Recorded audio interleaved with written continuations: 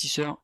Aujourd'hui, je vais vous parler d'un dossier qui m'a été demandé dans le canal Telegram, dont le lien se trouve en description. Il s'agit de l'entreprise spécialiste dans le private equity, IDI, donc Institut du Développement Industriel. Ce type d'activité s'évalue de façon un peu différente qu'une action normale, puisque le but de l'entreprise, c'est d'acquérir des sociétés via des montages style LBO pour faire des plus-values de cession lorsqu'elle revend la société. On regarde le cours de l'action, il est au plus haut absolu, ça c'est bon signe.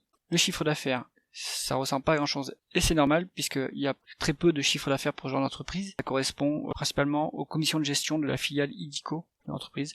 Donc là-dessus, on s'attarde pas. On va regarder les taux de marge. Ici, on voit qu'à part le creux Covid où l'activité a été gelée, puisque c'était difficile de faire des acquisitions et les cessions, on voit que les taux de marge sont stables à un niveau assez élevé. Ça, c'est très bon signe. Parce que l'entreprise est endettée, elle a du cash net. Et ça c'est normal puisque ce sont les cibles acquises qui ont de la dette et pas la maison mère. Donc ça c'est très bon. Pour évaluer ce genre de société et voir si elle fonctionne correctement, il faut évaluer est-ce que la valeur des participations augmente dans le temps. On regarde ça via l'évolution year on year des actifs tangibles. Et on voit qu'elle est en médiane sur 10 ans à 7%. C'est-à-dire que les participations en médiane croissent en valeur de 7%. C'est très bon.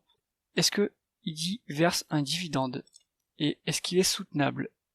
Dernier dividende en 2023, il était à 20 millions au global, hein, et un net income à 70 millions, donc c'est très soutenable, moins d'un tiers. Et le rendement, si on regarde par rapport à la market cap, en 2023, la market cap était autour des 450 millions, on était à peu près à 5% de rendement de dividende en 2023, donc ça c'est très bon pour un actionnaire. Maintenant, est-ce que le marché offre une décote sur cette action? Pour évaluer ça, on va regarder le prix de l'action par rapport à ses participations. On regarde la valorisation de la somme par rapport à la somme des parties. Et habituellement, les holdings, comme c'est le cas de IDI, ont des décotes holding. Et le but du management, par sa bonne gestion, c'est de réduire cette décote. Et on voit ici qu'on est même avec une légère surcote par rapport à la médiane de price sur tangible book value. Donc ça veut dire que le marché n'offre pas de décote comme ça avait pu être le cas en 2022, 2022, un peu en 2023. Donc là, il n'y a pas de marge de sécurité. Conclusion sur le dossier. Moi, donc je suis actionnaire de l'entreprise.